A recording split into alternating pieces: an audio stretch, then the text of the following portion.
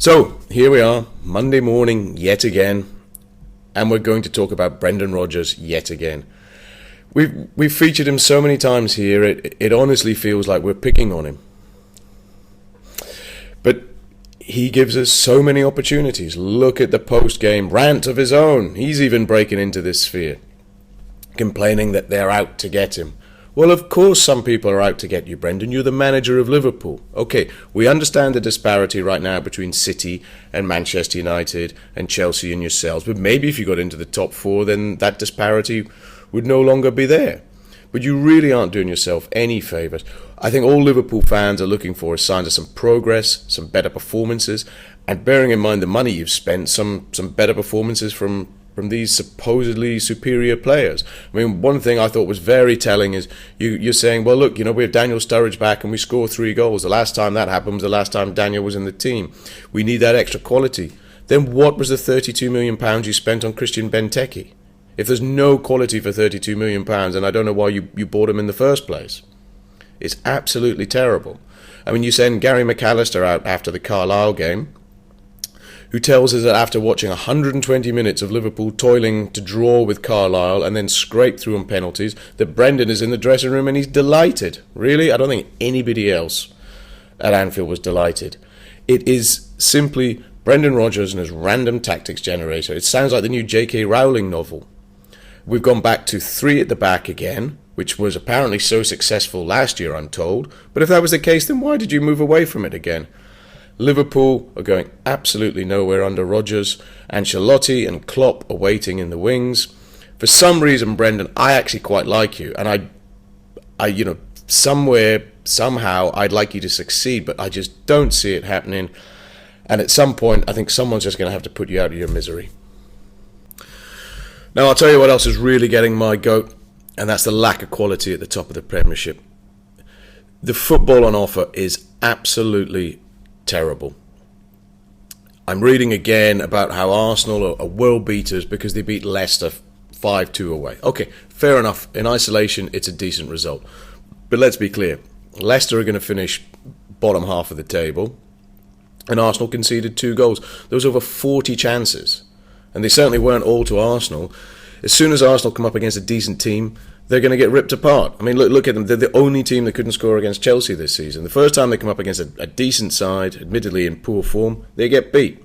Manchester United. I mean, Wayne Rooney is clearly preparing for later life. He's already scoring goals with his stomach, so all he can do is just naturally put weight on now, and he'll start scoring more goals. And Manchester City, nobody loses to Spurs if you're in the top 4. Come on, Manchester City, that was awful. I mean, admittedly, you were a bit unlucky. Eric Lamela plays 2 games a year, and you happen to get one of them. So in that respect, you were a bit unlucky, and you've got a few injuries. But 4-1 to Spurs? Seriously, this is the best our league can offer.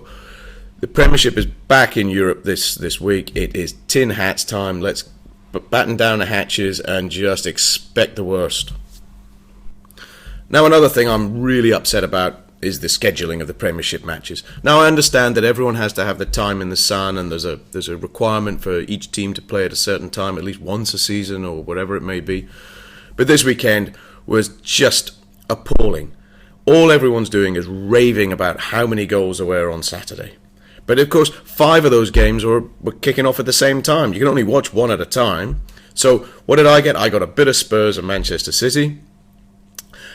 And then, of course, I had to work around having dinner with my better half, which was very pleasant, I must add. But, then I raced back from that and getting back in time to watch Newcastle-Chelsea. Yes, my own team, Chelsea, absolutely turgid again. So, of course, my Saturday's dreadful. I have to watch all the goals on catch-up, see how great all those matches are. And then last night, I can sit down to watch a game in its entirety. And what are they serving me up? Watford Palace. 0-0 other than a Johan Caballé penalty. I mean, come on, guys. This is really, really just not fair. Try and think about people like me. I mean, I think about me all the time. I mean, why can't you do it? It really, really is miserable, and I expect better from the Premiership. Now, one of the trends that really changed in the last few seasons in the Premiership was the absence of Scottish managers. In fact, until Alex Neil took Norwich up, there were no Scottish managers in the division for the first time in an age. And they've seemingly been replaced by Dutch managers, We have Louis van Gaal, we have Dick Advocaat, Ronald Koeman, and of course Steve McLaren at Newcastle United. It's a YouTube video I can watch over and over and over. So what I was thinking was, what we should do is get more Scottish managers back in, and then we can have them facing off with the Dutch managers at the press conferences afterwards. I think it'd be absolutely brilliant, because all the Dutch guys look absolutely up for it. You look at Alex Neil; he's got a bit of steel about him. I think this would really, really add to add to some of the games. I think, get maybe Fergie out of retirement. There's a couple of other mean guys up there you could easily get involved. I think this would be great. I think we could put it this way: if games are at draws, we've spoke about manager face-offs and things. I think this would only add to the spectacle. It's something that I'd personally relish, and I think it's something the Premiership should definitely think about. Now, something else that will be great this week is we have the delights of the English clubs back in the Champions League. That's right, the holy grail of the top four. And then what do? We just stick out a load of squad players in the group stage and assume arrogantly that we'll be just good enough to get through. Well, the last round clearly showed that was not the case. There's some cracking ties on here. We can expect Arsenal to get spanked by Olympiacos. Chelsea are away to Porto. God help them there. Manchester United of Wolfsburg. I mean, anything could happen there.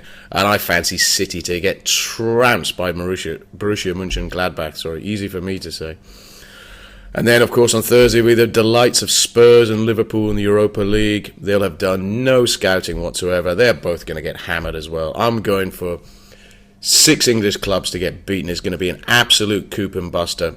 I don't know why they even bother having this European qualification system in the league. They should just annex themselves from the rest of Europe. Just say it's our ball, we're going to take it away with us.